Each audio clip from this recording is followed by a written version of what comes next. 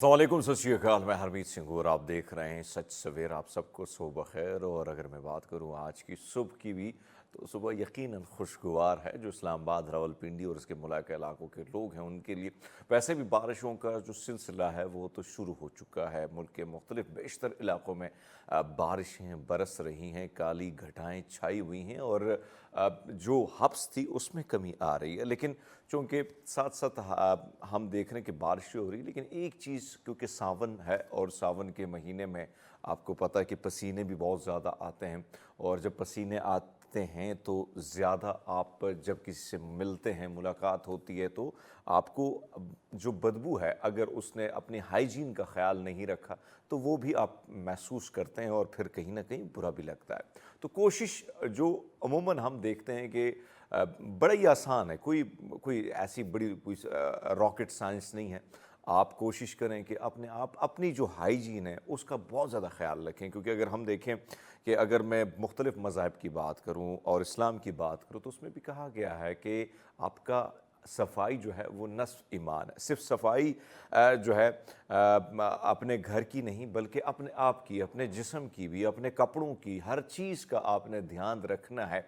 चाहे आप जहाँ रहते हैं, जिस तरीके से हम अपने घर की साफ़ सुथराई करते हैं, अपने बेड को, अपने जहाँ पे जिस टेबल पे अगर हमने कोई खाना पीना कर लिया तो उसको भी हम क्लीन करते हैं। लेकिन गली कूचों शाहराहों में जब हम जाते हैं, हमने कहा अगर आइसक्रीम उठा ली, हमने अगर छिली उठा दी, हमने कोई दूसरी चीज़ उठा दी, तो फिर हम क्या करते हैं कि उस वो जो गंदगी है, अगर हम गली कूचों में भी फेंक के चले जाते हैं, हमें कोई परवाह नहीं होती कि ये जो मैं फेंक रहा हूँ इससे क्या इम्पैक्ट पड़ता है। जो आपका आपके साथ जो एक यंग नई जनरेशन है, जब उसकी भी नज़र पड़ती है तब वो भी इसी तरह करता है। मैं एक छोटी सी मिसाल आपके सामने दे देता हूँ। ऑस्ट्रेलिया में ऐसा हुआ कि बारिश, बड़ी तेज़ बारिश हुई और बारिश जब रुकी तो वहाँ पे क्या हुआ कि पानी जो है वो फूट पड़ा सड़क पे। एक छोटा सा मासूम सा बच्चा, स्कूल का बच्चा, जब वहाँ से गुजर रहा था तो उसने वहाँ पर ध्यान दिया कि ये पानी सड़क को गंदा कर रहा है। तो उस बच्चे ने अपनी शर्ट यानी अपनी स्कूल की यूनिफॉर्म निकाल कर उसको फोल्ड करके वहाँ पे रखा, ताकि ये पानी जो है ये मुड़ जाए। यानी उस बच्चे की इस सोच को आप देख लीजिएगा कि जब कैमरे में, सीसीटीवी कैमरे में वो तस्वीर कैप्चर हुई, तो उसके बाद उसको ऑस्ट्रेलिया का प्रेसिडेंशियल अवार्ड से उसको नवाजा गया। यानी इस किस्म की सोच को परवान दिया गया कि भाई ये बच्चे, इसकी सोच किस किस्म की है कि ये इतना अपने वतन के साथ, अपने इस मुल्क के साथ, अपनी गली कूचों के साथ, साफ़ सुथराई के साथ ये इतना मुखलिस है कि इसने अपनी शर्ट की भी परवाह नहीं की और उसने कहा नहीं, मैं इस पानी को रोकूंगा। हालांकि पानी बड़ा मुश्किल है रोकना शर्ट से, लेकिन उस बच्चे ने हिम्मत की और उसको प्रेसिडेंशियल अवार्ड जो है उससे उससे नवाजा गया। तो कोशिश करें कि आप सुबह सवेरे उठते हैं, यकीनन हम ऑफिस में अगर आते हैं तो आप पूरे ऑफिस के लिए, यानी अगर हमारी 6 दिन ड्यूटी होती है तो 6 दिन के लिए आपने अपनी शर्ट्स जो हैं संडे के दिन आपकी प्रेस हो गई हैं या आपने ख़ुद कर ली। अगर आप में हॉस्टल में रहते हैं तो आपने ख़ुद प्रेस कर ली। आप यकीनन हर दिन अगर आप शर्ट बदल दें तो मेरे ख्याल में हफ्ते में 6 शर्ट्स आ जाती हैं, 7 शर्ट्स हो जाती हैं। तो और उसका उसका धोना भी इतना मुश्किल नहीं होता है, क्योंकि आपने सिर्फ पहननी है ऑफिस के लिए, बाहर के लिए, उसके बाद कोई उस पर इतनी कोई गंदगी नहीं होती है। मसला क्या है कि मैंने उमूमन देखा है कि हाइजीन के हवाले से हमारे यहाँ बहुत ज़्यादा कमी है, बहुत ज़्यादा यानी आगाही, तो मैं क्या कहूँ उस हवाले से, लेकिन आपको सेल्फ आगाही की ज़रूरत है। क्योंकि बहुत सारे लोग माज़रत के साथ जुमे के जुमे ही इंतज़ार करते हैं कि जुमे को ही कपड़े बदलने हैं, उससे पहले नहीं बदलने हैं। सो ये वाली रूटीन थोड़ा सा चेंज कीजिएगा, क्योंकि जिस महफ़िल में आप बैठते हैं, जहाँ लोगों से आप गुफ्तगू करते हैं, तो उस महफ़िल में भी उसका इम्पैक्ट पड़ता है। कोई आपसे गले मिलता है, हाथ मिलाता है, तो कम से कम परफ्यूम का इस्तेमाल ज़रूर कीजिएगा। क्योंकि यहाँ से जब हम बाहर जाते हैं, बाहर दुनिया में, और हमारी आदत में परफ्यूम का लगाना, और आपने देखा है कि इवन हमने सिर्फ इतर की बात अगर की जाए तो मैं, क्योंकि मेजॉरिटी यहाँ पे क्योंकि इस्लामिक कंट्री है, तो यहाँ पे अगर बात की जाए तो इस्लाम की अगर मैं बात करूँ तो वहाँ पे खूबसूरत सी मिसाल है कि भई आप नमाज के लिए जाते हैं तो आप इत्र लगाएं, खुशबू लगाएं, ताकि जो आपके पास नमाजी खड़ा है उसको खौफ ना हो, उसको आपकी बॉडी की स्मेल जो है वो महसूस ना हो। आप साफ सुथरे होकर जब जाते हैं, आप इत्र लगाते हैं, तो आप वो जो एनवायरनमेंट है, वो जो इबादत आप कर रहे हैं, वो खुशबू जो है कम से कम वो आपके पास जो मौजूद है, जो नमाजी है, उसको खौफ ना हो। तो ये खूबसूरत सी छोटी छोटी बातें पहले ही मुख्तलिफ दीन धर्मों में, मुख्तलिफ मज़ाहिब में बताई गई है।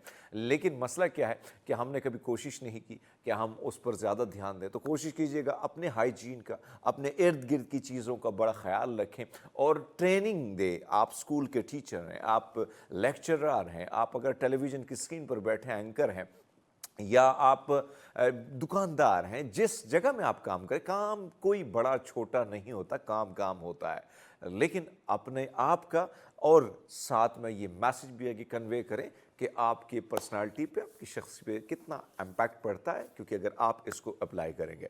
दोस्तों, मुझे उम्मीद है कि आप इस पर अमल भी करेंगे और कोशिश भी करेंगे ताकि ज़िंदगी में बहुत सारी चीज़ों से आसानी आपको मिले। अगर हाइजीन का ख्याल होगा तो यकीनन आप अगर साफ़ सुथरे रहेंगे तो बहुत सारी बीमारियों से आपका बचाव होगा। बहरहाल, अब आते हैं अपने उस मज़े वाले सेगमेंट पे जिसको हम कहते हैं डेली डोज। डेली डोज की अगर मैं बात करूं तो डेली डोज में आज जो हम स्टोरी लेके आए, क्योंकि हमारी टीम बड़ी मेहनत से, बड़ी मुश्किल से रिसर्च करके ये स्टोरी आप तक ले आती है, और कोशिश होती है कि दुनिया भर से हम ऐसे अजीब व गरीब, हैरत अंगेज़ किस्म की कहानियाँ और किस्से कहानियाँ जो रियलिटी पर मबनी है, वो आप तक लेके आएँ। तो हमारे पास एक ऐसी डिश मौजूद है जिसे खाकर सालाना 20,000 लोग मर जाते हैं। ऐसे कौन सा खाना है, और फिर भी वो खाते ही रहते हैं, खाते रहते हैं, बग़ैर किसी के परवाह किए, बग़ैर कि मौत जो है उनका इंतज़ार कर रही है। आपको लेके जाते हैं, ये है कोई पला को मुकामी लोग सलाद के तौर पर खाते हैं, जिसमें गच्छी, मछली, लीमू का रस, जड़ी बूटियाँ और मसाले जात होते हैं। इस डिश में मछली सबसे अहम मसला है, जो कि मीठे पानी की गुच्छी मछली होती है, जिसे बग़ैर पके डिश में मिलाया जाता है। इस मछली में इसे यानी अगर आपका इसे अगर हम देखें तो ये कीड़े तमाम कैंसरों, लीव फ्लॉक्स, पानी में रहने वाले मुतादिद कीड़े और जरासीम इसमें मौजूद होते हैं इस मछली में। और कहा जाता है दरअसल ये, इसको अगर आप देखें तो उसमें सबसे ज़्यादा जारियाना किस्म के ऐसे जर्म्स होते हैं जो सीधा सीधा कैंसर के ज़िम्मेदार होते हैं, जिसे देखा गया, तशख़ीस की गई इसके हवाले से, तो इसमें बाकायदा कैंसर होता है। जो सिर्फ थाईलैंड में, अगर हम बात करें थाईलैंड के खानों के हवाले से, तो क्योंकि मैं वहाँ देखा है, गया हूँ, अजीब किस्म के खाने भी होते हैं हमारे लिए, उनके लिए नहीं। थाईलैंड में तकरीबन 20,000 लोग मौत की यानी उनका सबब बनता है ये खाना। थाईलैंड की खून कीन यूनिवर्सिटी में जिगर के सर्जन नारोंग ने बैनुल-अक़वामी टीवी को दिए गए इंटरव्यू में बताया कि ये खाना यहाँ के सेहत के एक बहुत बड़ा मसला है, लेकिन कोई भी इस बारे में नहीं सोचता, क्योंकि लोग खामोशी से मर जाते हैं, जैसे दरख्त से जो पत्ते हैं वो झड़ जाते हैं। तो यकीनन ये खाना थोड़ा सा मुश्किल है, और क्योंकि मैंने वहाँ पे मुख्तलिफ डिश ट्राई की हैं, तो यकीन मानेंगे, हाय रब्बा। बहरहाल, अब आपको बताते चलें कि बहुत सारे रिकॉर्ड्स हमारे सामने आते हैं, लोग मुनफरिद किस्म के रिकॉर्ड्स बनाते हैं, और उस रिकॉर्ड से गिनीज बुक में, वर्ल्ड बुक जो है, उसमें अपना नाम दर्ज करा लेते हैं।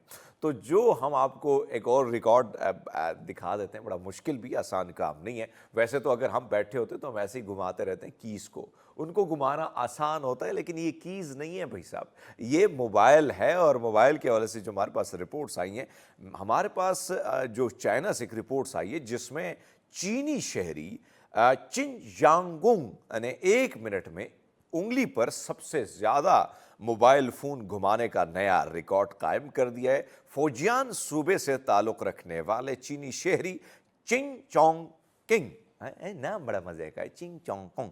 अच्छा, इन्होंने उंगली पर 320 बार जो है इस मोबाइल को घुमाया। आप अंदाजा लगा लें इसके लिए कितनी प्रैक्टिस उसने की है। और चिंग जोंग किंग ने हाथ से फोन चंद बार गिराता है और फिर वो पुरसकून रहे और रिकॉर्ड को उन्होंने दोबारा असर नौ शुरू किया, नहीं फिर से शुरू की और दोबारा उन्होंने कोशिश की और वो रिकॉर्ड उन्होंने बना ही दिया। तो ये भी बड़ा मुश्किल होता है कि भाई साहब आप बड़े मुश्किल से प्रैक्टिस करते हैं, हर चीज़ के लिए प्रैक्टिस ज़रूरी है। दूसरे ने बहुत सारे लोग अपने बॉस से बहुत तंग होते हैं और वो कहते हैं कि भाई साहब इसे कैसी जान छुड़ाए, लेकिन आपसे मुलाकात एक ऐसे नौकर की कराते हैं, यानी जॉब करने वाले की, जिन्होंने अपने बॉस को बेचने के लिए क्या किया, ऑनलाइन बेचने लगे। तो ये बड़ी मजे की स्टोरी है भाई साहब। ये भी चीन से है और चीन से अगर मैं बात करूँ, चीन में मुलाजमत कर रहे पेशेवर अफराद अपनी मुलाजमतों के तनाव से निपटने के लिए एक मुनफरिद ट्रेंड उन्होंने अपनाया है, जिसमें वो अपने बॉस यानी अपना जो हेड होता है उससे काबिल नफरत साथी और मुलाजमतों को second hand e commerce platform पर फ़रोख्त के लिए पेश कर रहे हैं। ये नामी प्लेटफॉर्म जो है, बहुत सारे लोग अपनी मुलाजमतों, बॉस और मुलाजिम साथियों को काम के तनाव और दिन भर की जहनी व जिस्मानी तनाव थकान दूर करने के लिए बेचते हैं। वेबसाइट पर कुछ लिस्ट भी में बॉस से लिखा है कि बिकाओ बॉस, ख़राब मुलाजमत है, नफ़रत अंगेज़ मुलाजिम साथी शामिल हैं, जो 4 से 9 लाख ये जो यौन है उसकी कीमत हद में फ़रोख हो रहे हैं। लेकिन वैसे मेरे ख्याल में कोशिश की गई है कि अपने बॉस से वो तंग है, फिर वो इस तरीके से अपनी वो एंजाइटी, अपना एग्रेशन, अपना गुस्सा जो है इस तरीके से निकालने की कोशिश करते हैं। लेकिन इसमें कोई शक नहीं है, जब आप जॉब करते हैं और आपको खिच खिच खिच खिच खिच खिच बॉस की जारी रहती है, तो फिर तो आप उकता जाते हैं और आप कहते हैं कि भाई साहब इसका भी कुछ होना चाहिए, इसका भी कुछ इलाज होना चाहिए। तो इलाज ढूंढने के लिए इन चाइनीज़ दोस्तों ने क्या किया है, उन्होंने कहा भाई बॉस बराए फरोख्त। सो दोस्तों, उम्मीद है आपको ये डेली डोज पसंद आया होगा। हम लेते एक छोटा सा ब्रेक, हमारे साथ रहिएगा। वेलकम बैक प्रोग्राम में एक बार फिर आपको खुशामदीद करते हैं। और खेलों की बात की जाए दोस्तों, अगर खेलों की मैं बात करूं तो इस वक्त हर चीज़ ज़वाल पजीर हो चुकी है। चाहे वो क्रिकेट की मैं बात करूं, दीगर स्पोर्ट्स के, ओलंपिक्स में अगर मैं बात करूं तो तकरीबन आपके ओलंपिक्स में 7 एथलीट गए और 29 के करीब जो है उसमें कोई पॉलिटिशियन, उनकी बेगमात, इवन राना सनाउल्लाह साहब की मैं देख रहा था, तस्वीर देख रहा था, उनकी बेगम भी वहाँ पे मौजूद थी, फिर दीगर ब्यूरोक्रेट्स भी गए हैं। यानी एक तरफ जो तस्वीर इस वक्त सोशल मीडिया पे गर्दिश कर, उसमें अगर आप देखें एक बच्चा जो है वो 30 में से 30 यानी सबसे आखिरी पोजीशन उसने ली है।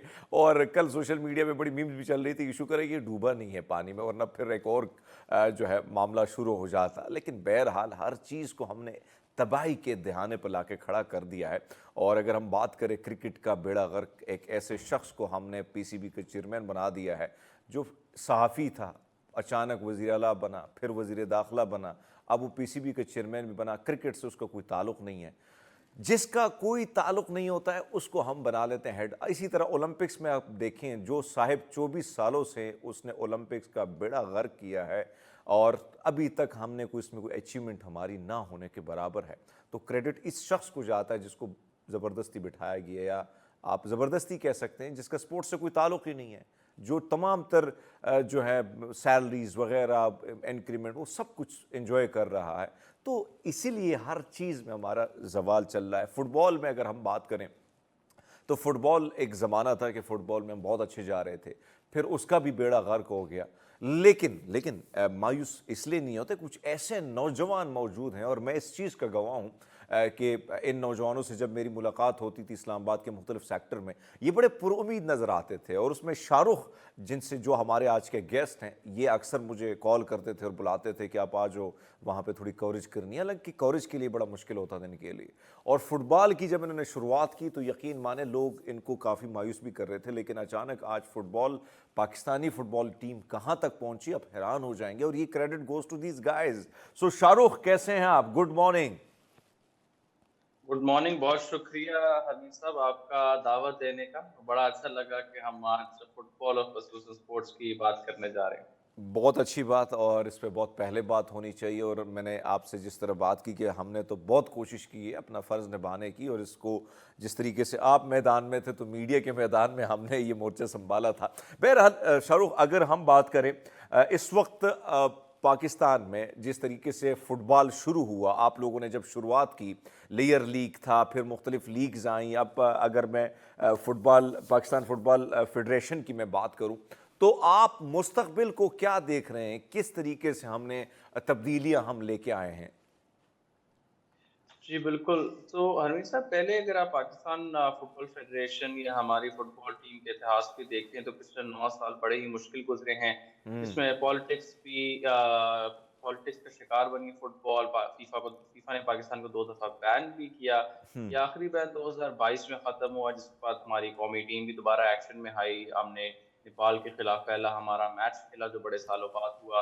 पिछले हम्म। साल हमने सैफ चैंपियनशिप भी खेली, और हमने फुटबॉल में जो फीफा वर्ल्ड कप क्वालिफायर्स होते हैं, वर्ल्ड कप के जो सबसे बड़ा दुनिया का टूर्नामेंट है, हर 4 साल बाद बहुत सारे पाकिस्तानी अपनी टीवी स्क्रीन पे भी वो देखते हैं। तो हम्म। उसका पहला मैच हमारा कंबोडिया के साथ था। हम ये क्वालिफायर 1989 से खेल रहे हैं।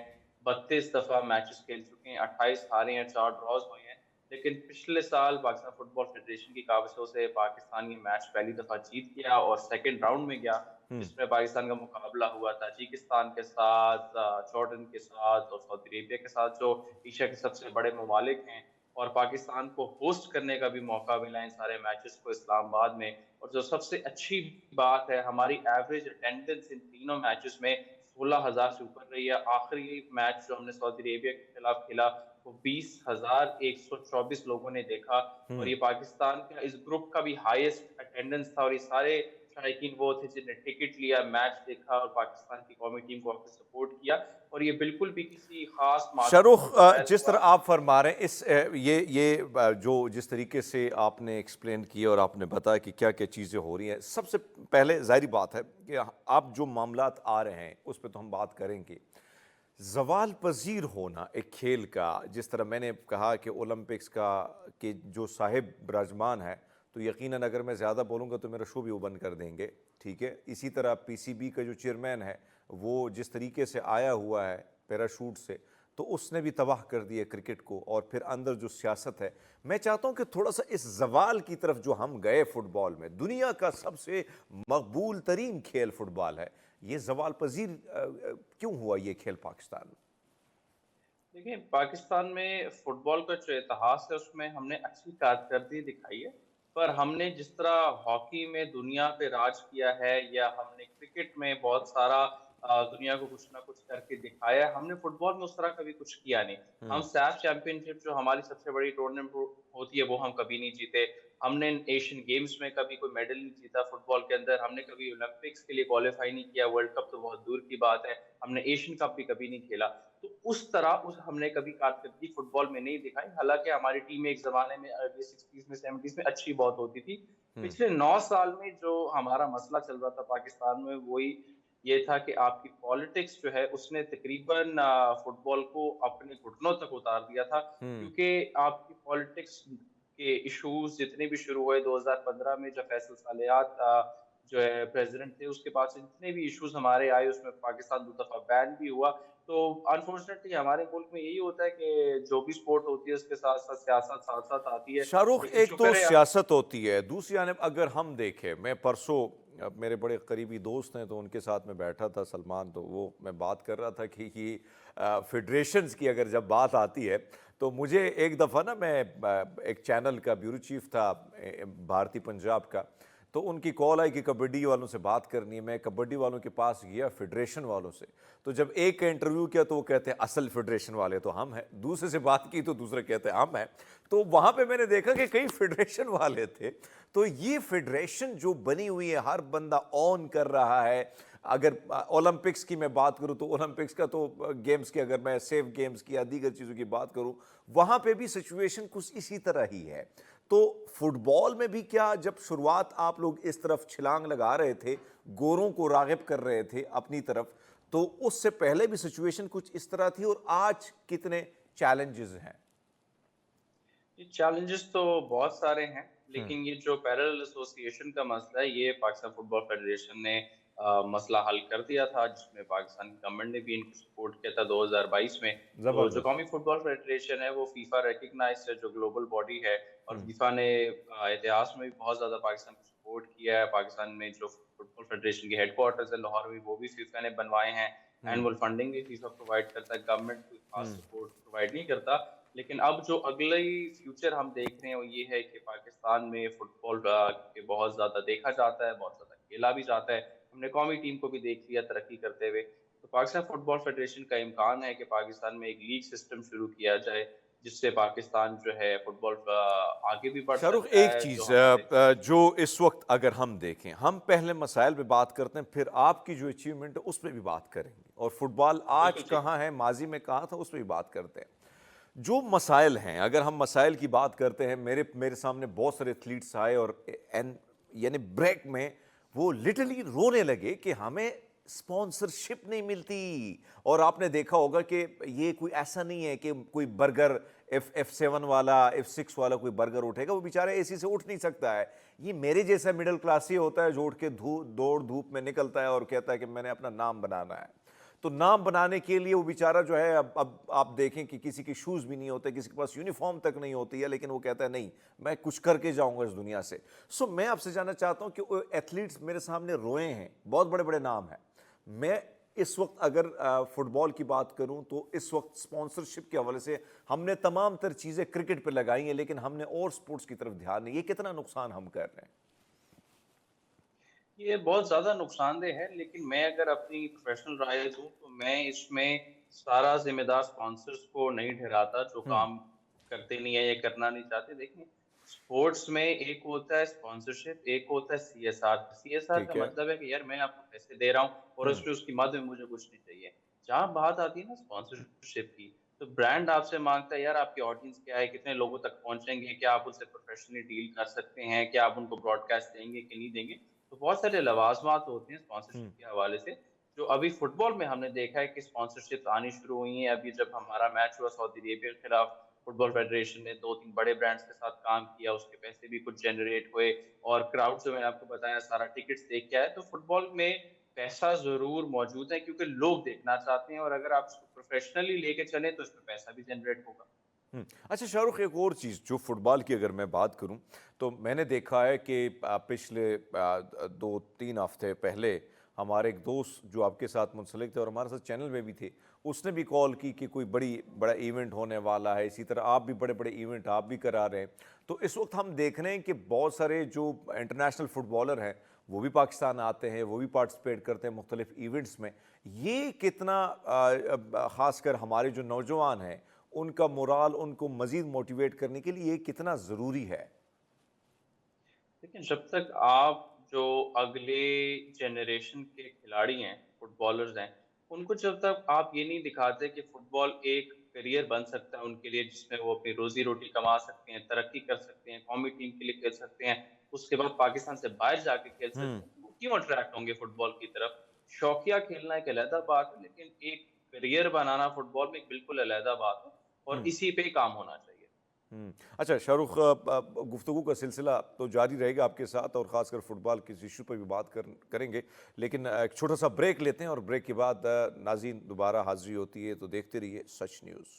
वेलकम बैक प्रोग्राम, एक बार फिर आपको खुशामदीद कहते हैं और बात इस वक्त हो रही स्पोर्ट्स के हवाले से, फुटबॉल के हवाले से। शाहरुख हमारे साथ हैं। शाहरुख, आपसे जानना चाहेंगे कि अगर फुटबॉल फेडरेशन की मजबूती के लिए हम बात करें तो उसके लिए किस किस्म के इक़दामात बहुत ज़रूरी है ताकि मुस्तक़बिल में फ़ुटबॉल को हम आलमी सतह पर जिस तरीके से हम इसमें अचीवमेंट हमारी हो रही हैं, हम अचीवमेंट यानी जितने भी प्लेटफॉर्म पर उतरे हैं तो हमें बहुत अच्छी परफॉर्मेंस रही है।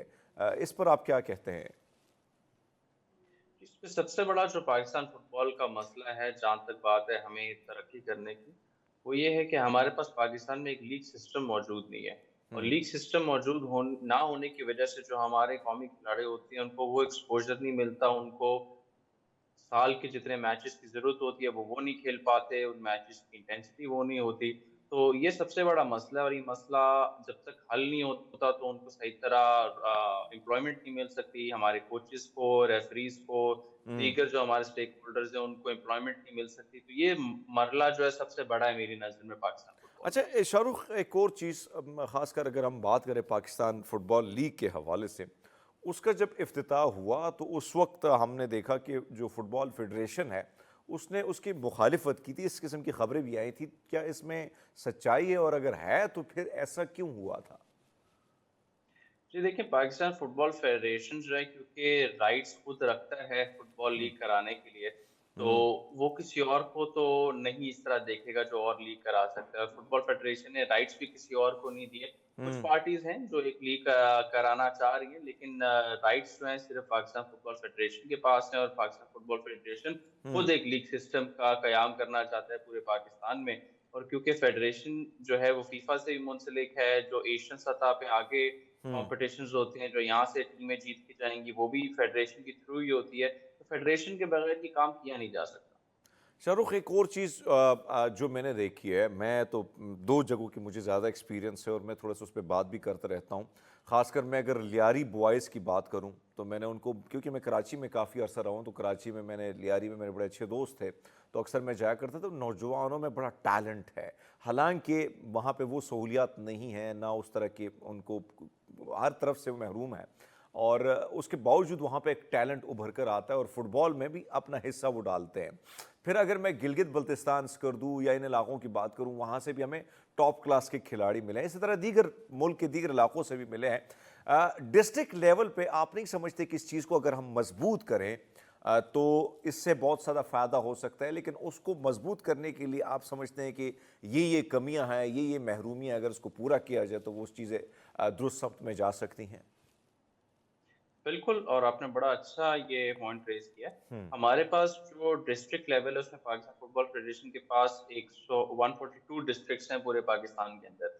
और अच्छा। उनके अंदर जो है long term Pakistan football federation का प्लान यही है कि ये आपकी ग्रास रूट्स नर्सरी है। यहाँ पे कॉम्पिटिशन होना, यहाँ पे लीग्स होना, यहाँ पे टूर्नामेंट होना बहुत ज़रूरी है, ताकि हर प्लेयर को खेलने का मौका मिले। और आपने जो बात की वो भी बिल्कुल दुरुस्त है, लियारी है, पाकिस्तान में चमन है, गिलगित-बल्तिस्तान है, चित्राल है, जहाँ से फुटबॉल बहुत ज़्यादा खेली जाती है, और कौमी टीम में वहाँ से बहुत ज़्यादा प्लेयर भी आते हैं। लेकिन हुँ, फुटबॉल की खूबसूरती भी ये है कि टैलेंट कहीं भी मौजूद है, आपका काम है कि उस टैलेंट तक पहुँचना, और वो पहुँचा भी एक लीग सिस्टम के साथ ही जाया जा सकता है, जिसमें डिस्ट्रिक्ट भी शुमार है, प्रोविंस भी शुमार है, उसके ऊपर भी जितनी चीज़ें आती हैं, उनको जब आप लेके साथ चलेंगे, तो इन सारे प्लेयर्स को मौका मिलेगा सिस्टम में शमूलियत का। शाहरुख, एक चीज़ जो मैं शुरुआत में मैंने बात की थी कि स्पॉन्सरशिप, फिर उस पे भी आपने बड़ा अच्छा जवाब मुझे दिया।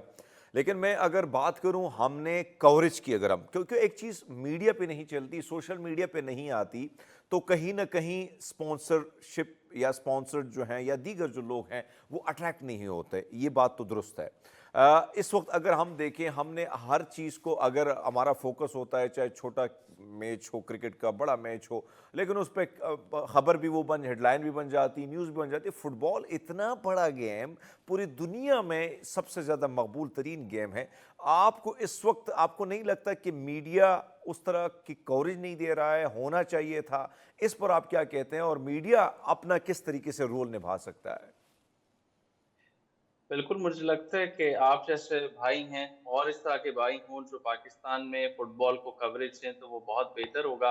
हम्म, हमने ये पिछले मैचेस में देखा है, क्योंकि सारे मैचेस टेलीकास्ट हो रहे थे, ब्रॉडकास्ट हो रहे थे, बहुत ज़्यादा लोगों ने उनको देखा भी। हम्म, लेकिन जहाँ तक मीडिया की कवरेज की बात है, ऑफ कोर्स जितनी मीडिया ज़्यादा कवरेज देगा, जितना एक स्पोर्ट को सपोर्ट करेगा, उतना ही पाकिस्तान की फुटबॉल को भी फ़ायदा होगा। लेकिन साथ-साथ जब आप रिज़ल्ट डिलीवर करते हैं, जिस तरह वो कंबोडिया के खिलाफ मैच था, जब आपने वो जीता, हम्म। पूरे पाकिस्तान में उसकी बहुत अच्छी कवरेज हुई। तो दोनों साथ-साथ चलते हैं, मीडिया को अपना काम करना चाहिए, जब टीम भी जीतती जाएगी साथ-साथ, ऑफ कोर्स उसमें टाइम भी लगता है। तो हम्म। दोनों चीज़ें जब साथ होंगी, तो मुझे लगता है फुटबॉल की तरक्की और भी ज़्यादा शाहरुख, होगी। एक और चीज़ जो ख़ासकर हम यानी नौजवानों की मैंने बात की, और फिर मैंने ये बात की कि बहुत सारे लोगों को हमने देखा कि आप लोग ले आए हैं अपनी कोशिशों से, और फिर हम ये देख रहे हैं कि दिलचस्पी जो है वो माजी को अगर मैं देखूं, अब मज़ीद बढ़ती चली जा रही है।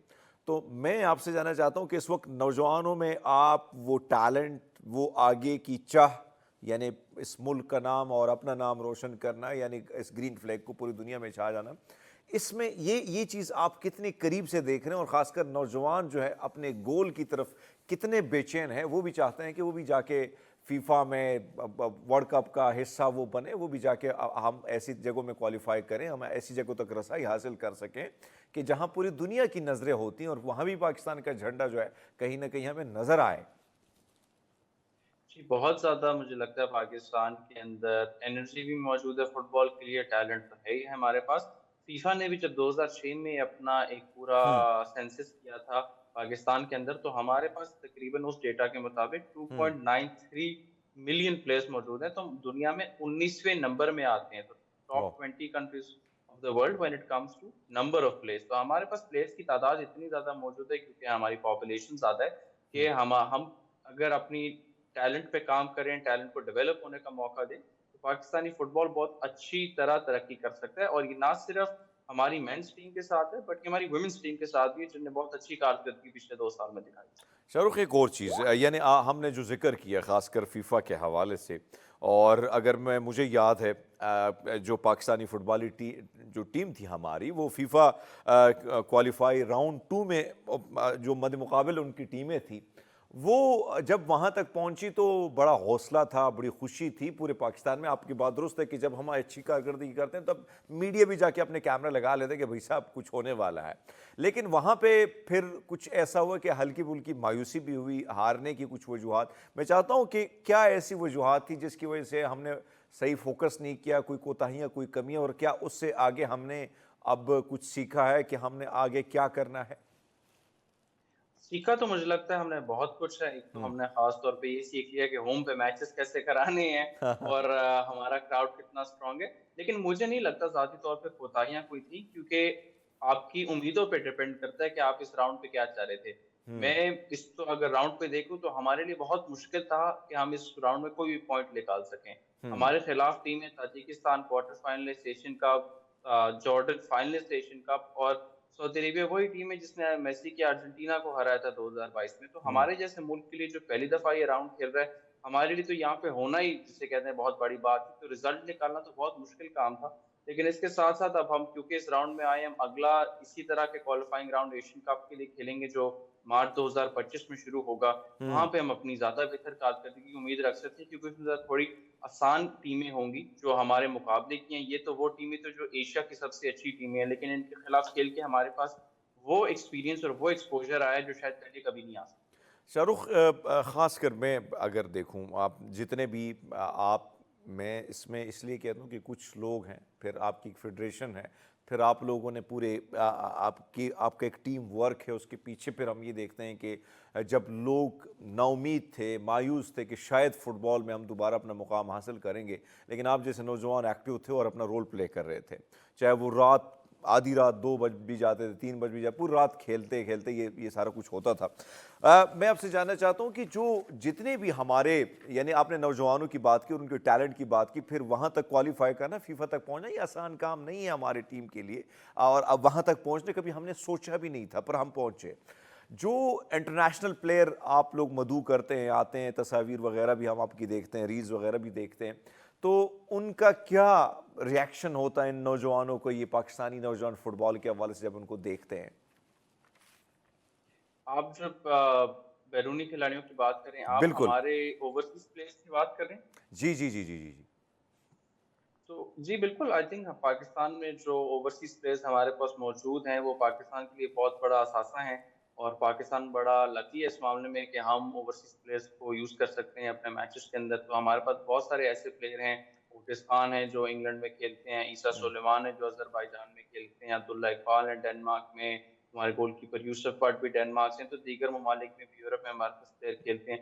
तो देखें जी, फुटबॉल में दुनिया में इसी तरह होता है कि आपके पास जो सबसे अच्छा टैलेंट मुयस्सर है, जहाँ भी वो खेल रहा है, बेशक यूरोप में खेल रहा है, कहीं और खेल रहा है, सारे उस टैलेंट को इस्तेमाल करते हैं अपनी टीम को बेहतर करने के लिए। साउथ एशिया में बांग्लादेश ने भी किया है, श्रीलंका ने भी किया है। इंडिया और नेपाल दोनों डुअल नेशनैलिटी अलाउ नहीं करते, तो वो ये काम नहीं कर सकते। हालाँकि उन्होंने बहुत ज़्यादा कोशिश की, यहाँ तक कि उन्होंने अपनी-अपनी गवर्नमेंट से भी बात करने की कोशिश की है कि इस बात पे एक्सेप्शन मिल जाए।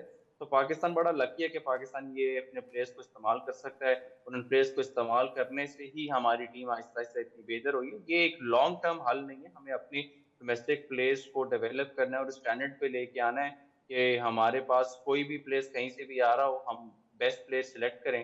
और उसके बाद हमारी टीम आहिस्ता-आहिस्ता बेहतर शाहरुख, होती एक जाएगी। और चीज़ सबसे ज़रूरी होता है, और अनफॉर्चुनेटली कुछ मैदान हमने देखे कि कभी वो बड़े बड़े ग्राउंड होते थे। मुझे अपने गांव का वो ग्राउंड भी याद है, आज वो ग्राउंड बिल्कुल ख़त्म हो चुका है। इसी तरह बहुत सारे इलाकों में, क्योंकि कमर्शियल जोन्स बन गए हैं, हर तरफ से भरमार है, मार्केट्स, आबादी माशाल्लाह।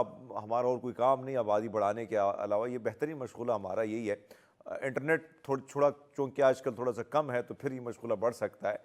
सोशल मीडिया है तो उस पे ध्यान हमारा कम है, लेकिन जिस वजह से हम देखते हैं कि ग्राउंड जो है वो नायाब होते चले जा रही है, ये कितना नुकसान है। और अगर आप, क्योंकि आप बैठे हैं, तो हुकूमत को आप क्या कहते हैं कि स्पोर्ट्स के हवाले से अगर आपने इस दुनिया में नाम बनाना है, जिस तरह हम पड़ोस में भारत को देखते हैं, हर चीज़ में वो आगे निकल रहा है। चाइना तो चलो माशाल्लाह वो तो वैसे ही पहले था, बांग्लादेश हमसे आगे निकलने की कोशिश कर रहा है हर चीज़ में। तो ऐसे में ग्राउंड का होना कितना ज़रूरी है, चाहे वो डिस्ट्रिक्ट सतह पे हो या गांव के या देहात के या शहर के लेवल पे।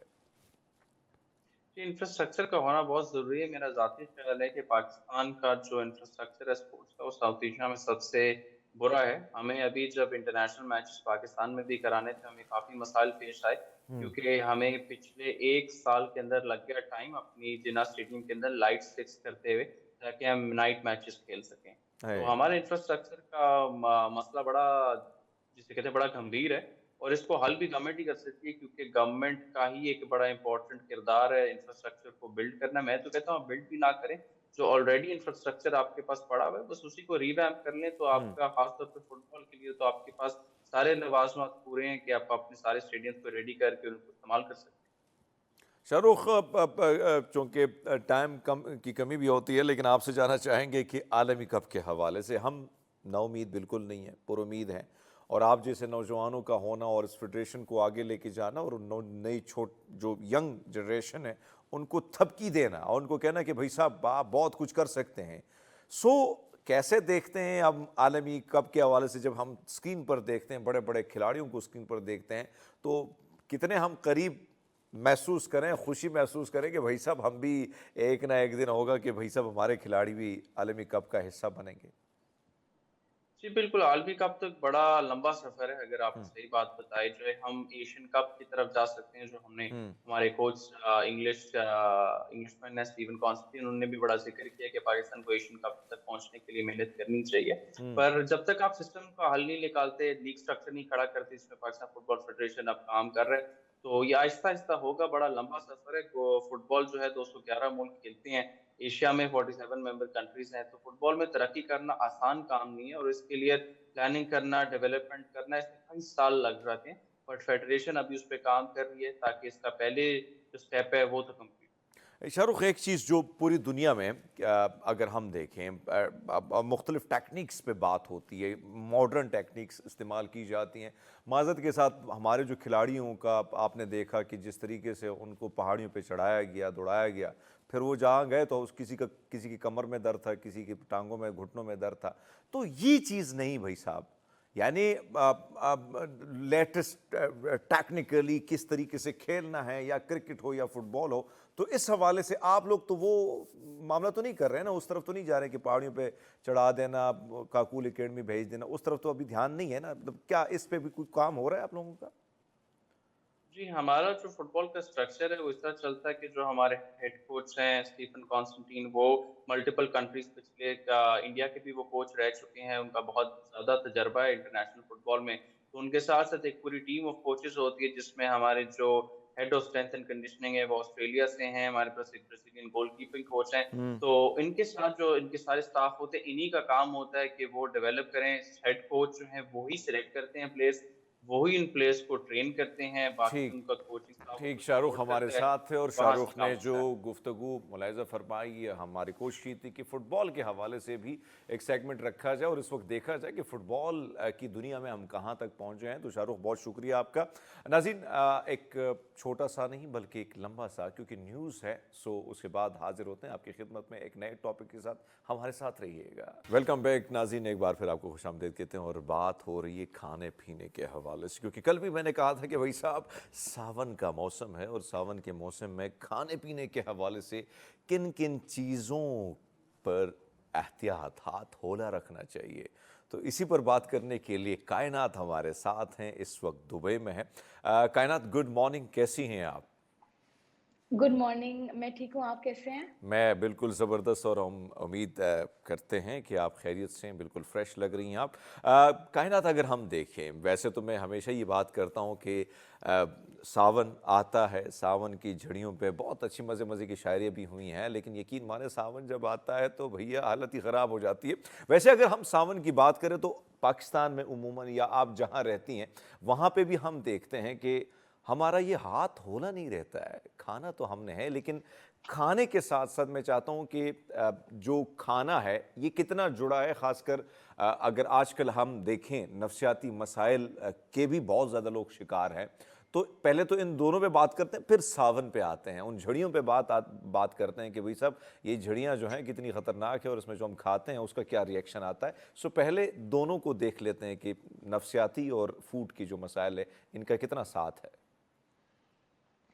अच्छा, नफ्सियाती और फूड के जो मसाइल हैं, उनको कोई भी रिलेट करके आज तक बात नहीं करता। हुँ, क्यों? क्योंकि हम लोगों ने इतना सोचा ही नहीं कि हमारे मेंटल हेल्थ के ऊपर भी हमारे जो ग़िज़ा है वो असर कर सकती है। बिल्कुल जी। ज़्यादातर हम बात करते हैं एनवायरनमेंट की, बात करते हैं डिप्रेशन की, बात करते हैं, हुँ, हर तरह से बात करते हैं ज़हनी सेहत के ऊपर। लेकिन न्यूट्रिशन का बहुत बड़ा रोल होता है आपकी मेंटल हेल्थ में।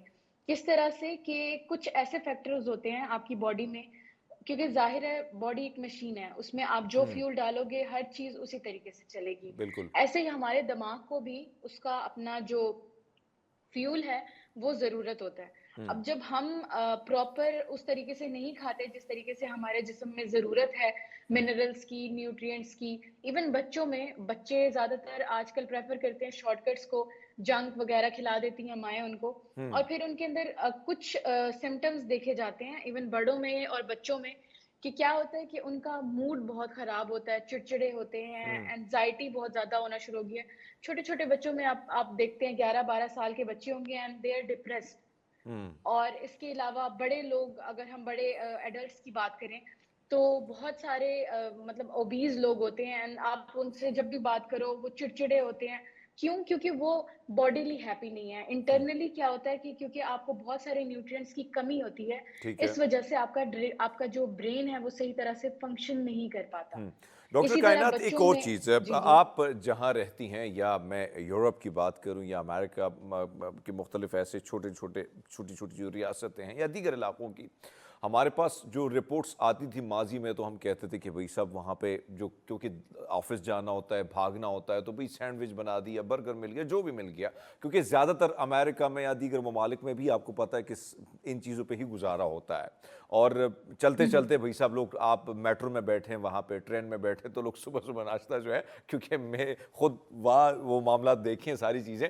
अब ये जो सूरत-ए-हाल थी, ये वहाँ पे थी, तो हम ये भी देखते थे कि नफ्सियाती मसाइल वहाँ पे बहुत ज़्यादा होते थे। लेकिन आहिस्ता-आहिस्ता ये चीज़ अब हमारे जो शहर हैं, वहाँ पे भी ज़्यादा हो रही है, और फिर गाँव की जो ख़वातीन है, जब वो आती हैं सैर-व-तफ़रीह के लिए यहाँ पे रिश्तेदारों के पास, जब वो देखती हैं कि बर्गर चल रहा है, सो बर्गर थोड़ा-सा अपने बच्चे को खिलाना चाहिए। ये चीज़ अब देहात की तरफ जा रही है, कितना नुकसान दे रही है? ये चीज़ इस टाइम पे बहुत ज़्यादा नुकसान दे रही है। हुँ, पहले ये होता था कि हमारा जो एरिया है, हम हुँ, इसको बोल सकते हैं एशिया, हुँ, या फिर हमारा जो बरे-सग़ीर कह सकते हैं हम, ये जो एरिया था, हुँ, यहाँ पर देसी कल्चर बहुत ज़्यादा था। अब देसी कल्चर, हर एक कल्चर के अपने प्रोज़ एंड कॉन्स होते हैं, मतलब अपने फ़वाइद, अपने नुकसानात। लेकिन वेस्टर्न कल्चर का ये नुकसान बहुत बड़ा था कि वो अपनी हेल्थ पे बहुत ज़्यादा फ़ोकस नहीं कर सकते। क्यों? हुँ, क्योंकि यहाँ पे लाइफ़ बहुत ज़्यादा फ़ास्ट है। You have exactly. to run, you have to rush to the office, you have to rush to your business place, आपको मीटिंग्स करनी है, इस सब में आप बहुत पीछे रह जाते हो। हुँ, luckily multivitamins are there, supplements are there, तो बहुत सारे लोग जब टाइम पे डॉक्टर के पास चले जाते हैं, न्यूट्रिशनिस्ट से बात कर लेते हैं, तो उनको इतनी अवेयरनेस हो जाती है कि हाँ, अगर मैं इतना हेक्टिक रूटीन के साथ चल रहा हूँ, तो मुझे सप्लीमेंटेशन यूज़ करनी चाहिए, जिससे वो बहुत हद तक बच जाते हैं। हुँ, लेकिन जहाँ बात करें हम उन लोगों की जो बिल्कुल भी अपने पे ध्यान नहीं दे रहे होते, तो ऐसा होता है कि जैसे ही दे हिट देयर 30s, तो उनको डिफरेंट किस्म के मसाइल होना शुरू हो जाते हैं, उनकी हेल्थ ख़राब होना शुरू हो जाती है, वेट हुँ। बहुत ज़्यादा बढ़ गया होता है, लोअर बैक के इश्यूज़ होते हैं, माइग्रेन के इश्यूज़ होते हैं, हार्ट डिज़ीज़ेज़ होना शुरू हो जाती हैं। क्यों? क्योंकि आप बहुत तेज़ चल रहे थे, आपने अपने आप को इग्नोर कर दिया because of that fast hmm. Lifestyle, और उसके बाद डॉक्टर क्या हुआ। कायनात आप दुरुस्त फरमा रही हैं, लेकिन एक चीज़ जी। जो अगर हम देखें, जो आप फरमा रही हैं और आप जैसे बहुत सारी डॉक्टर साहिबान जो हमारी आती हैं, डॉक्टर आते हैं, वो भी ये बात करते हैं कि भाई साहब, अगर आप ये जंक फूड की तरफ जाएँगे, ये जिस तरीके से आपको पता है कि थोड़ा बहुत ज़्यादा लोग अट्रैक्ट भी हो रहे हैं, सिंपल है, जल्दी मिल जाता है, लोग को पसंद भी है, नए बच्चों को ज़्यादा हमारे जैसे जो होते हैं तो उनको पसंद होता है कि भाई साहब सिंपल सा खाना हो, चटनी हो, भिंडी हो, लस्सी हो, वही सब मज़ा ही आ जाता है, कमाल स्वाद होता है उसका। लेकिन जो नौजवान लड़कियां हैं, आप क्योंकि आप तो दुबई में हैं और यहाँ पे आप देखें इस्लामाबाद या पोश इलाकों में तो ज़्यादातर जो हमारे बर्गर बच्चे हैं वो बर्गर ही बन गए हैं, यानी ज़्यादातर उनको उनके पेट देखो तो भालू जैसे छोटे छोटे पेट, इस तरह गुगलू गुगलू गुगलू बन, वो बच्चे भी इतने गुगलू गुगलू बन गए हैं। सो इसका जो नौजवान लड़कियां हैं, क्योंकि उनको भी अच्छा लगता है कि भाई साहब हमने रेस्टोरेंट में खाना खाया और हमने रील बनाई, उसको इंस्टाग्राम पे हमने शेयर किया, स्किन पे क्या असरात इसके पड़ते हैं? अगर हम रील्स के लिए करते हैं, हम फिल्टर 2-3 लगा लेते हैं और हम रील्स लगा लेते हैं कि भाई साहब हमने बर्गर खाया। सो इसका नुकसान कितना होता है चेहरे के लिए? अच्छा, जंक फूड का जो नुकसान है चेहरे के लिए, हुँ, वो फ़ौरन नहीं हो जाता।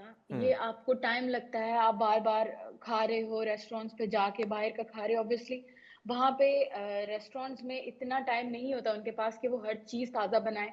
वो पहले से प्रिपेयर करके रखते हैं, हुँ, ज़्यादातर प्रोसेस्ड फूड यूज़ करते हैं। हुँ, तो होता ये है कि आहिस्ता-आहिस्ता क्या होता है कि आपकी जो ओवरऑल बॉडी के अंदर फैट परसेंटेजेज़ हैं, हुँ, जो चर्बी है वो बढ़ रही है। अब चर्बी का एक नुकसान तो मोटापा है, दूसरा वो नुकसान ये है कि वो आपके फेस पे आना शुरू हो जाता है, क्योंकि आपका ब्लड जो है वो प्योर नहीं रहता। अच्छा, जब भी आपका मैदा या आपके ब्लड में कोई मसला होता है तो वो आपके फेस पे डायरेक्टली दिखता है, हुँ, जो कि बहुत सारे यंगस्टर्स में एक्ने की सूरत में निकलता है। हुँ, फेस की एक्ने के अलावा भी स्किन के ओवरऑल बॉडी के ऊपर उनको डिफरेंट मसले होना शुरू हो जाते हैं। तो जितना भी ये जंक है, ये डायरेक्टली इन्फ्लुएंस करता है आपकी स्किन के ऊपर, और फिर आप देखते हो कि लोग उसके ऊपर और क्रीम्स लगा-लगा के उसको और ख़राब कर लेते हैं।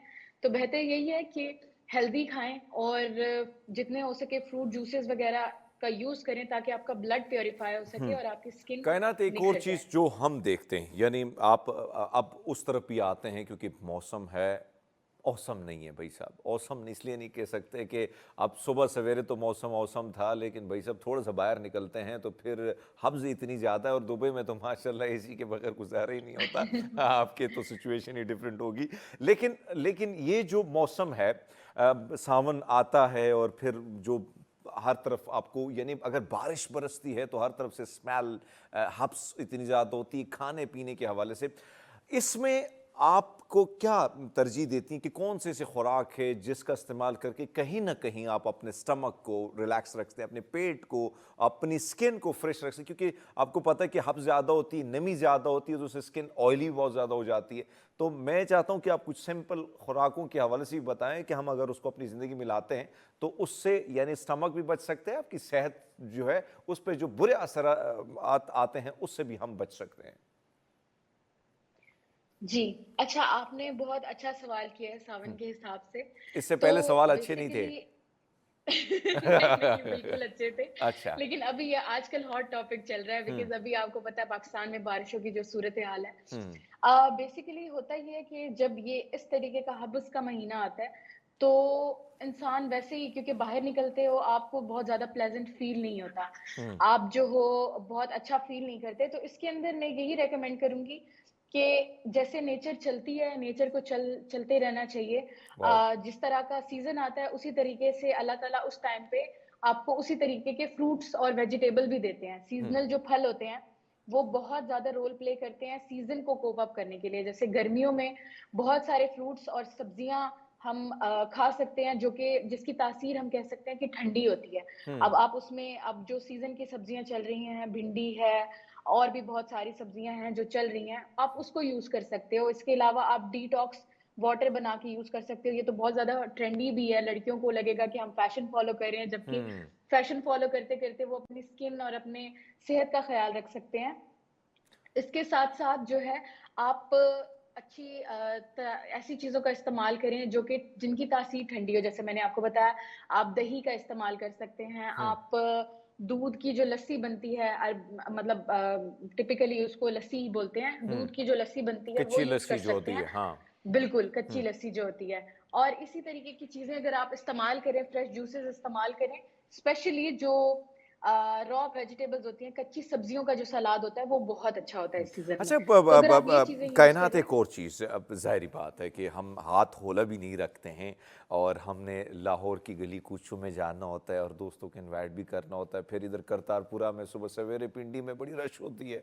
कुछ दोस्त जो हैं, जी, बर्गर जी। भाई जो हैं हमारे, वो थोड़े से इस्लामाबाद के सेक्टर में घूमते फिरते हैं कि हमने बढ़िया नाश्ता करना है। अब नाश्ते करने के लिए हमारा हाथ होला बिल्कुल नहीं होता है। अब मौसम ऐसा है, तो मैं आपसे जानना चाहता हूँ, कुछ लोगों की आदत होती है कि भाई साहब, ये जो अंडा है इसमें यानी उसको उसको फ्राई करके खाना है, हर हाल में खाना है। तो इस मौसम में आप क्या रिकमेंड करती कि क्या अंडा खाना ज़रूरी है, या थोड़ा सा अवॉइड करके कुछ ऐसी चीज़ों की तरफ जाए ताकि आप पूरा दिन एनर्जेटिक रहें, ना कि स्टमक में बर्निंग हो, ना कि दर्द हो, ना कि आपको फिर बोझ लगे, क्योंकि गर्मी है भाई साहब।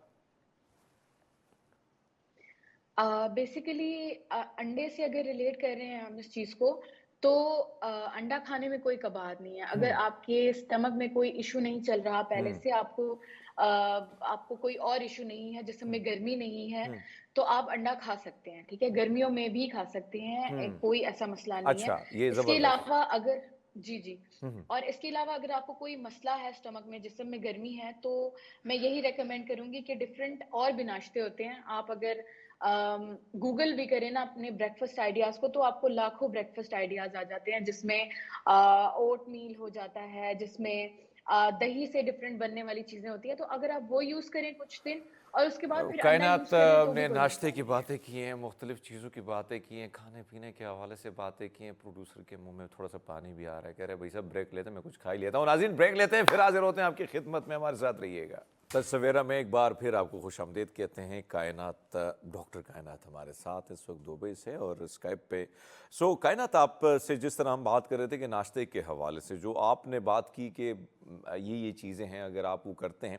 अब सबसे बड़ा मसला ये होता है, सावन है और सावन का मौसम है, तो उसमें फिर ये होता है कि आपको एक बेचैनी सी होती है, उस तरह की एनर्जी नहीं होती है। बहुत सारे लोग सुस्ती फील करते हैं जो ऑफिस में बैठे होते हैं, तो वो कहते हैं कि भाई साहब अरे नींद आ रही है, थोड़ी सी गनूदगी है। तो मैं चाहता हूं कि जो गनूदगी है, ये जो नींद आ रही, जो सुस्ती है, इस कैफियत को दूर करने के लिए आप क्या समझती कि ये चीज़ अगर होगी नाश्ते में तो आप एनर्जेटिक हो सकते हैं? अच्छा, कायनात हमारे साथ इस वक्त उनका राब्ता मुनक़ते हो गया, उसकी वजह ये है कि शायद इंटरनेट के मसाइल चल रहे हैं, वहाँ पे भी चल सकते हैं, यहाँ पे भी चलते रहते हैं। लेकिन इसमें कोई शक नहीं है कि ख़ुराक जो है अहम रोल है बॉडी में उसका, और आपकी मेंटल हेल्थ के साथ इसका बहुत अहम रोल है। उसकी वजूहात ही हैं कि जो क्योंकि अगर स्टमक की मैं एक सिंपल बात करूँ, स्टमक की मिसाल एक इंजन की तरह है, और इंजन में अगर आप अच्छा ऑयल डालते हैं तो फिर इंजन का काम होता है बड़े स्मूथली गाड़ी को ड्राइव करना। इसी तरह मैदे में जो खुराक आप डालते हैं, यहाँ से जो सारा कुछ सिस्टम यानी एनर्जी, मुख्तलिफ चीज़ें जो जा रही हैं, और आपका पूरे जिस्म के मुख्तलिफ अज़ा जिसने चलने हैं, तो उस पे इसका काफ़ी असर पड़ता है। उमूमन हम देखते हैं कि क्योंकि गर्मियों में बहुत सारे लोगों को मसाइल इस वक्त इसलिए सबसे ज़्यादा कि एक तरफ तो हम खाने की बात करें, खाने में हमें नहीं पता होता, क्योंकि जो हम शहर में रहने वाले लोग होते हैं उनके लिए ये नहीं पता कि रात का खाना किस टाइम मिलने वाला है, दोपहर का खाना किस टाइम मिलने वाला है, सुबह का नाश्ता किस टाइम होने वाला है। बहुत सारे दोस्त भागम भाग जल्दी से पहुंच जाते हैं ऑफिस की तरफ और वहाँ पे 11-12 बजे नाश्ता करते हैं। फिर लंच टाइम जो होता है कभी कोशिश करते हैं कि 4 बजे कर लेते हैं। फिर जब रात घर की तरफ जाते हैं या किसी रेस्टोरेंट की तरफ जाते हैं, तो फिर वो सोचते हैं कि अच्छा अब 10 बजे खाना खा लेते हैं।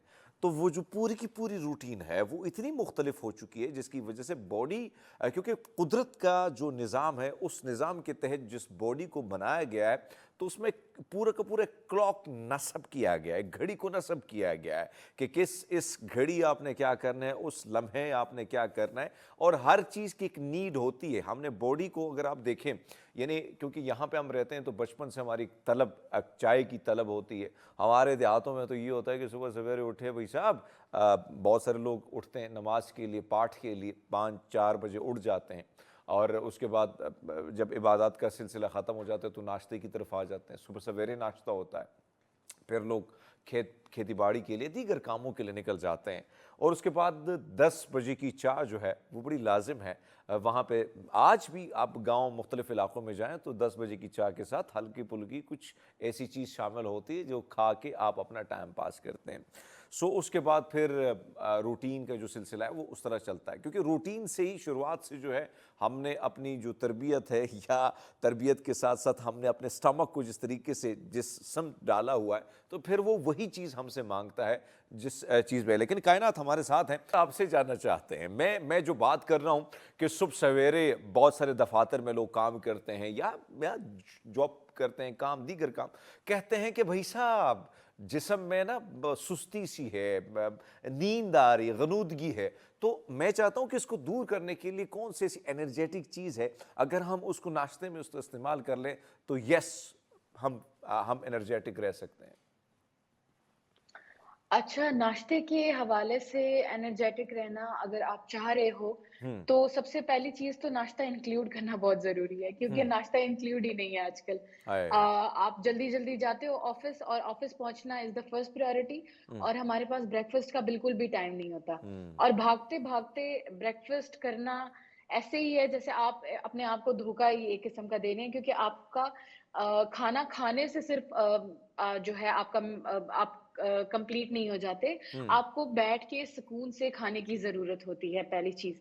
दूसरी चीज़ जो है, आप बहुत सारी चीज़ें इंक्लूड कर सकते हो जिससे आप सारा दिन फ्रेश रहो, जिसमें फ्रेश जूसेस जो हैं बहुत रोल प्ले करते हैं।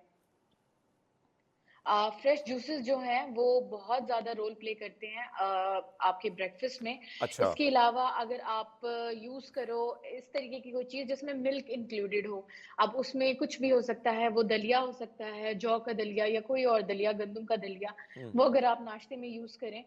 इसके अलावा अच्छा। अंडे, जो बात कर रहे थे हम, हम्म। हम्म। अंडे भी बहुत ज़्यादा रोल प्ले करते हैं आपको सारा दिन फ्रेश फ़ील कराने में।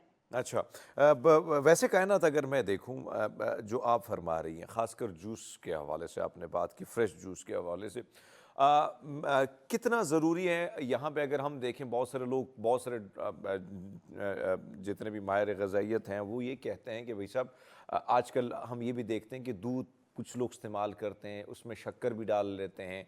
कुछ लोग कहते हैं कि भाई साहब फ्रेश फ्रूट है, उसका फ्रेश जूस बनाओ, उसको नोश फरमाओ, तो कहीं ना कहीं आपको उसका फ़ायदा होगा। तो मैं आपसे जानना चाहता हूँ कि क्या, कितना ज़रूरी है कि इसको बिल्कुल फ्रेश ही रहने दिया जाए, या जो आपने अगर इसमें शुगर ऐड कर दिया, मिल्क ऐड कर दिया, तो उसके कोई नुकसानात या कोई फ़ायदे? ओके। हम्म। सबसे पहली चीज़ जो है वो ये है कि आप जब फ्रेश जूस यूज़ कर रहे हो, तो अगर आप उसको बिल्कुल ताज़ा निकालते हो, हम्म। तो उसमें जो न्यूट्रिएंट्स हैं वो डिफरेंट होते हैं। जब अच्छा। आप उसको रेफ्रिजरेट कर देते हो, तो उसमें न्यूट्रिएंट डिफरेंट है। तो फ़ोकियत यही दें कि आप फ्रेश निकाल के फ्रेश यूज़ करें, क्योंकि इतना टाइम नहीं लगता, इतना मुश्किल प्रोसेस नहीं है। हम्म। आप जल्दी से जूस निकाल के पी सकते हो।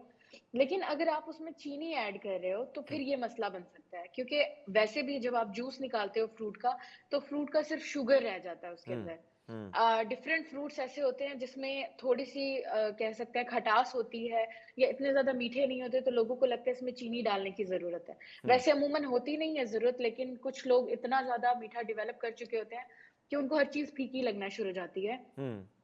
तो मैं बिल्कुल भी इस चीज़ को फ़ोकियत नहीं दूँगी कि आप चीनी उसमें मिलाएँ, क्योंकि आप जब उसके अंदर प्रोसेस्ड शुगर डाल रहे हैं, तो फ्रूट का जो बेनिफिट है, उसके साथ-साथ आप नुकसान भी दे रहे हैं खुद को। वो शुगर्स आपकी बॉडी में जाएँगी, और जो नॉर्मली हम्म। शुगर के नुकसानात होते हैं आपकी बॉडी में, वो होना शुरू हो अच्छा जाएँगे। कायनात, एक और चीज़ है, जूस की तो आपने बात कर ली, लेकिन अगर हम देखें खुराक के हवाले से, मुझे बड़ा अच्छा लगता है कि यानी दोपहर का लंच अगर हम करते हैं या रात का खाना है, तो एक तो मैंने जिस तरह बात की कि हम गांव की तरफ जाते हैं, तो मैं अपने इलाकों में देहात से मेरा ताल्लुक़ है, तो मैं वहाँ पे देखता हूँ कि वहाँ पे रूटीन बड़ी मुख्तलिफ है, यहाँ पे रूटीन जी। काफ़ी मुख्तलिफ है। गांव में या जो सादे खाने उसके साथ लस्सी, दही, चटनी, हाय रब्बा! शायद मैं इतनी अच्छी-अच्छी देसी बातें करूँ क्योंकि देसी खाने बड़े कम मिलते हैं, तो आपके मुँह में पानी आ जाएगा। लेकिन क्या है ना, क्या ज़रूरी है कि लंच अगर हम करते हैं तो उसमें कितनी आजकल के मौसम के हिसाब से कितना वो सिंपल होना चाहिए, या उसमें ये चीज़ अगर ऐड हो तो भाई साहब आपका दिन अच्छा गुजर सकता है।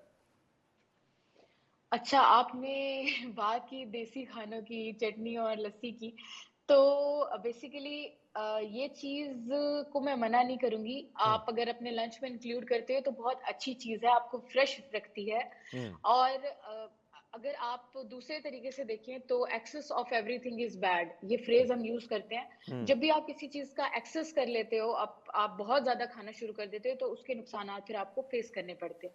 तो हुँ। एक हद तक अगर आप अपने लंच में इंक्लूड करते हो चटनियों को और लस्सी को, तो बहुत अच्छा है। बस आप उसमें वो जो एक्स्ट्रा नमक वग़ैरह होता है, उसका थोड़ा ध्यान वैसे रखिए। कायनात, आप उसको ये बताओ कि चटनी, यानी हाय, हाँ, मतलब चटनी में कौन सी आप अगर हम बात करें कौन सी चटनी ज़्यादा आप तरजीह देती, मिंट के साथ साथ कौन सी ऐसी चीज़ें उसमें डाल लेनी चाहिए? आप चटनी बनाती भी हैं या आपको टाइम नहीं मिलता है वैसे वहाँ पे? मुझे टाइम तो नहीं मिलता, हुँ, लेकिन मैं कोशिश करती हूँ कि कभी-कभार मैं अगर मैं अब खुद ज़ाती तौर पे लंच कर रही हूँ, तो मैं उसके साथ बना लेती होती हूँ हुँ, चटनी। और जो चीज़ मैं प्रेफ़र करती हूँ चटनी के अंदर, वो आप फ्रेश मिंट अगर आप यूज़ करो, हुँ, उसके अलावा अगर आप उसमें ज़रा-सा लहसुन, हमारी तरफ देहाती हुँ, इलाकों में डाला जाता है। ज़बरदस्त, अगर आप ज़बरदस्त। थोड़ा-सा लहसुन अगर उसके अंदर ऐड कर लें, हुँ, रॉ गार्लिक, हुँ, तो उसके बहुत ज़्यादा फ़वाइद मिलना शुरू हो जाते हैं आपको। हुँ, सबसे पहली चीज़ कि आप जब खाना खाते हो तो आपका ग्लूकोज़ लेवल एकदम से बढ़ जाता है। अच्छा, अब वो ग्लूकोज़ स्पाइक को रोकता है, जैसे कि डायबिटीज़ के डिफरेंट पेशेंट होते हैं, तो हुँ, अगर वो ये लहसुन वाली चटनी अपने खाने के साथ यूज़ करना शुरू करें, हुँ, तो उनका ग्लूकोज़ एकदम से नहीं बढ़ेगा, हुँ, पहली चीज़। ठीक है। दूसरी चीज़, ये आपके ब्लड प्रेशर को अंडर कंट्रोल रखता है। अगर कोई इंसान है जिसको ब्लड प्रेशर का मसला है, वो खाना खाता है, तो अगर आप उसको गार्लिक वाली वही चटनी उसके साथ दे दें, तो हुँ, ये होगा कि उसका जो ब्लड प्रेशर है, एकदम से नहीं, हुँ, आहिस्ता-आहिस्ता अंडर कंट्रोल रहना शुरू हो जाएगा। हुँ, इसके अलावा गार्लिक की अगर हम फ़ायदों पे बात करें, तो इसपे तो किताबों पे किताबें लिखी हुई हैं, इसके लिए हुँ। बहुत एक बहुत अलग शो सारी रखना पड़ किताबें, जाएगा कायनात एक और आपको। चीज़ है। अब ज़ाहिर बात है, मौसम यहाँ पे बारिशें हो रही हैं, बड़े मज़े-मज़े की बारिश भी हो रही है, ऐसा नहीं है अब पूरी बारिशें नहीं हैं। और अब हुँ, हुँ। ज़ाहिर बात है शाम को फिर दोस्त हमारे जैसे जो लोग हैं उनकी गैदरिंग भी होती है, और फिर कहते हैं भाई साहब, क्योंकि मेरा आस-पास ट्रेल 5 की तरफ किसी ने निकलना होता है, ट्रेल 3 की तरफ निकलना होता है, तो पकोड़े वग़ैरह, गरम-गरम पकोड़े, फिर मुख्तलिफ़ चटनियाँ, उसके साथ चाय। ये रुझान भी बढ़ जाता है, कितना इसको कम करने की ज़रूरत है, क्योंकि मौसम तो ऐसा ही है, लेकिन हमने फिर उसके साथ भैया साहब हमने इमली की चटनी भी रखनी है, हमने फिर टोमेटो सॉस, वो चिली सॉस, पता नहीं कितने-कितने सॉस आ गए हैं, इनको भी इंक्लूड करना है। तो तली हुई चीज़ों का रुझान भी इस वक़्त बहुत ज़्यादा है, तो इस मौसम में खाना तो है, किसी ने हाथ हौला रखना नहीं है, भई साहब मिल जाए तो भई साहब माल गनीमत समझा जाता है। तो ऐसे में आपसे जानना चाहता हूँ कि अगर तली चीज़ें खाई भी जाती हैं, तो फिर क्या ऐसा, यानी ऐसी कोई खुराक है जो कुदरती तौर पर हमारे रसोई में मौजूद है, या वैसे उसको हम इस्तेमाल करके हम फिर अपने आप को रिलैक्स कर सकते हैं स्टमक को? मैं चाहता हूँ थोड़े इस पे भी नज़र आप डालें। अच्छा, तली हुई चीज़ों का जो रुझान है वो वैसे ही बहुत ज़्यादा बढ़ गया है। फ़ास्ट फ़ूड में भी, और जिस तरह से आप कह रहे हैं कि बारिश के हिसाब से लोग फ़ौरन से पकौड़े तल के ले आते हैं और हुँ, चाय के साथ खाना शुरू हो जाते हैं। तो कभी-कभार का तो ठीक है, अगर आप कभी-कभार इस्तेमाल कर रहे हो तो इतना ज़्यादा नुकसान नहीं होता। लेकिन अगर आप रेगुलर बेसिस पे यही करना शुरू कर दो, तो आपके वैसे ही ओवरऑल फैट परसेंटेजेस बहुत ज़्यादा बढ़ जाते हैं, फिर डिफरेंट बीमारियाँ होना शुरू हो जाती हैं। हुँ, तो बेहतर यही है कि अगर आप ऐसी कोई चीज़ यूज़ कर रहे हो, पहली चीज़ ये कि आप उसका जो आपने इनटेक कर लिया उसका नुकसान खत्म नहीं कर सकते। ऐसा नहीं है, लोगों के ख़्याल में ये होता है कि मैं समोसे पकौड़े खा लूँ और ट्रेडमिल पे एक्स्ट्रा भाग लूँगा, हाँ। तो उसका नुकसान खत्म हो जाएगा, ऐसा नहीं होता।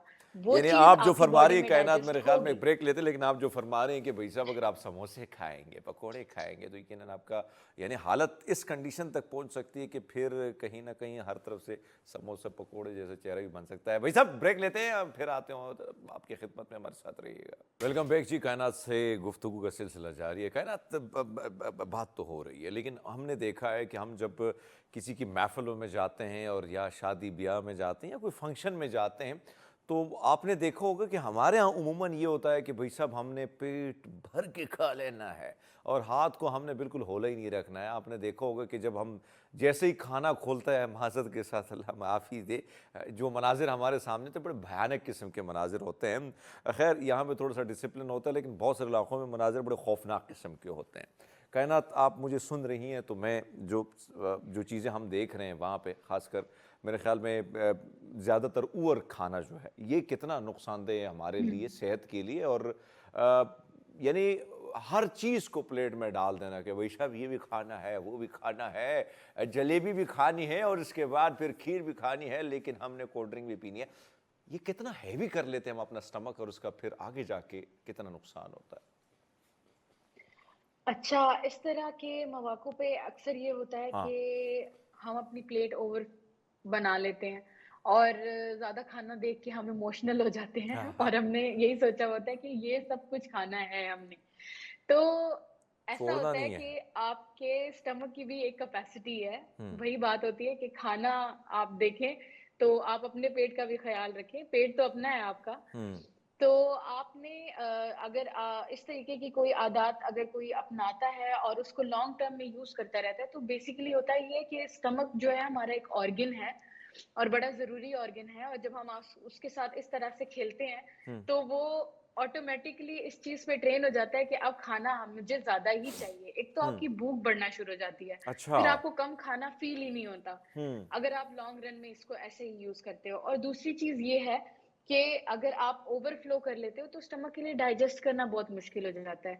फिर हुँ। ऐसे ही लोगों को घर जाके एसिडिटी का भी मसला हो रहा होता है, उनको खाना हज़म भी नहीं हो रहा होता, पूरी रात फिर राउंड उनको और लगाते रहते डिफरेंट हैं पूरी फौजियों रात की वो तरह। राउंड ही अच्छा, लगाते एक और रहते हैं। चीज़ कायनात, जो चीज़ हम देखते हैं यानी हमारे यहाँ उमूमन अब रात का खाना जो है, ये मैं उस पे भी जाऊँगा कि आपसे ये सवाल उसमें भी ऐड कर लीजिएगा कि खाने की रूटीन क्या होनी चाहिए। हमारे यहाँ अब रुझान ये बढ़ चुका है कि खाना जो है दस्तरखान बिछ गए और रात को लेट नाइट, और फिर यो हाँ, आजकल के बच्चे थोड़े से यो है, जी जनरेशन है, तो उनको बड़ा अच्छा लगता है कि हॉस्टल से निकले और हमने तो थोड़ा सा कश भी लगा दी और साथ में कुछ मज़ा भी लिया खाने पीने को, फिर रील भी लगा दी। ये जो लेट नाइट खाने हैं, और कुछ लोग खाने खाते हैं हमारे यहाँ पठानों के, कि मैं भी केपी से हूँ, तो हमारे यहाँ ये होता है जब दस्तरखान बिछा होता है पूरा का पूरा, और फिर उसके बाद फिर क्या होता है कि भाई सब खाना खा लिया सब कुछ, उसके बाद एक बड़ी डिकार मार ली और फिर ऐसे ही लेट गए। ये जो लेटने वाला सीन है, या जो लेट नाइट बच्चे खाने के बाद हॉस्टल के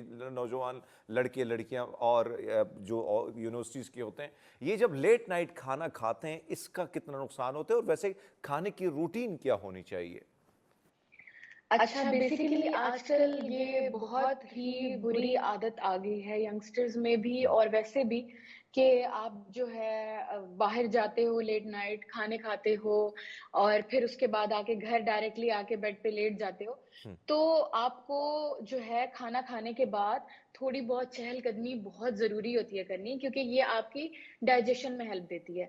लेकिन अगर आप ऐसे ही खाना खा के डायरेक्टली लेट जाते हो तो क्या हम्म। होता है कि आपका जो मैदा है वो सही तरीके से हज़म नहीं कर पाता और उसी की ही वजह से आपको बहुत सारे प्रॉब्लम्स बाद में फेस करने पड़ते हैं जिसमें सबसे बड़ी चीज़ एसिडिटी है हम्म। कि जब आप सुबह-सुबह उठते हो तो आपका मैदा जल रहा होता है। हम्म। इसके अलावा क्या होता है कि आपकी डाइजेशन ओवरऑल खराब होना शुरू हो जाती है। आप नॉर्मल रूटीन में भी खा रहे हो तो आपको फिर हज़म करने में टाइम लगता है, मसला पेश आता है। तो बेहतर यही है कि जब भी आप बेशक अगर लेट नाइट खा रहे हो, मजबूरी है इतनी आप खा रहे हो लेट नाइट, तो आप बेहतर है कि यही करो कि आप अगर लेट नाइट खा रहे हो, तो आप वॉक करो साथ-साथ थोड़ी-सी, हम्म। डायरेक्ट बेड पे जाना बिल्कुल बहुत ज़्यादा नुकसानदेह है। अच्छा, कायनात एक और चीज़, अब ज़ाहिर बात है कि मैं बहुत सारे ऐसे लोगों को जानता हूँ, उसमें बुज़ुर्ग भी शामिल हैं, और वो भी कहते हैं भाई साहब अगर ये काली वाली कोल्ड ड्रिंक नहीं होगी तो हम खाना नहीं खाएंगे। लेकिन खाना इसलिए नहीं खाएंगे कि डिकार नहीं आएगा।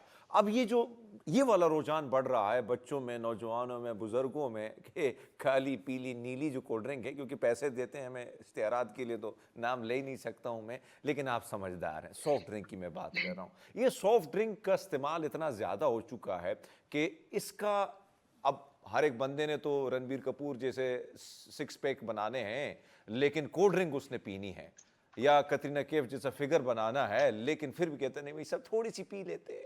सो ये थोड़ी सी जो पी लेते हैं इसका कितना नुकसान होता है, और फिर आपकी जो बॉडी है, यानी जिस फिजिक को आप अपनी अच्छी रखना चाहते हैं, थोड़ी अट्रैक्टिव रखना चाहते हैं, उसको कितना नुकसान होता है?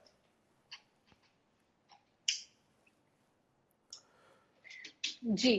जो आपने सवाल किया है that is a very very big question, क्योंकि अभी इस टाइम पे हमारा कोल्ड ड्रिंक की तरफ रुझान बहुत ज्यादा हो गया। इवन हम्म। बच्चे ही नहीं, बूढ़े भी जो है इस टाइम पे कोल्ड ड्रिंक को बहुत ज्यादा इस्तेमाल करते हैं। हम्म। और उनको लग रहा होता है कि अगर हम थोड़ी सी पी लेंगे खाने के बाद तो क्या होगा कि हमारा जो है हाजमा बेहतर हो जाएगा, खाना हमें आराम से हजम हो जाएगा, जबकि ऐसा नहीं है। हम्म। जितनी भी सॉफ्ट ड्रिंक्स हैं, कोल्ड ड्रिंक्स हैं, जब आप उसको खाने के बाद इस्तेमाल करते हो, वो ओवरऑल जो आपका हाजमा है उसको स्लो डाउन कर देती हैं। हम्म। आपका खाना ज़्यादा देर तक आपके मैदे में रहता है और जिसकी वजह से आपकी ओवरऑल डाइजेशन बहुत ज़्यादा मुतासिर होती है।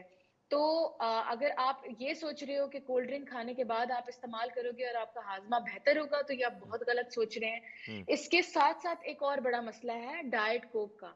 डाइट कोक आप ले रहे हो और आपको ऐसे लगता है बस गिल्ट फ्री, अब आप ले सकते हो हम्म। कोई भी कोल्ड ड्रिंक है जो डाइट जिसके ऊपर लिखा हुआ है लेबलिंग, वो आप अगर ले रहे हो तो आपकी बॉडी में कोई भी नुकसान नहीं होगा, जबकि ऐसा नहीं है। उसमें सिर्फ शुगर नहीं होती, हम्म। बाकी उसमें सोडा वही का वही होता है, हर वो ठीक इंग्रेडिएंट ठीक, वही होता कायनात है हमारे जो साथ आपकी थी दुबई डाइजेशन से। को। कायनात आपका बहुत शुक्रिया, बहुत अच्छा सेगमेंट आपके साथ रहा। और नाज़रीन, इसमें कोई शक नहीं है, मुझे आज भी याद है कि मेरे दोस्त के दादाजी जो है वो अक्सर नाराज़ होया करते थे। अक्सर हमारे साथ महफिल में बैठे होते थे बैठक में, और जब काली पीली नीली बोतल नहीं होती तो कहता है नहीं खाना है, खुदा की कसम खाना नहीं खाना है, क्योंकि बोतल आपने नहीं रखी है। फिर हम उसको ठीक करने के लिए, उसकी उसकी तबीयत सेट करने के लिए उसके लिए बोतल शोटल ले आते थे।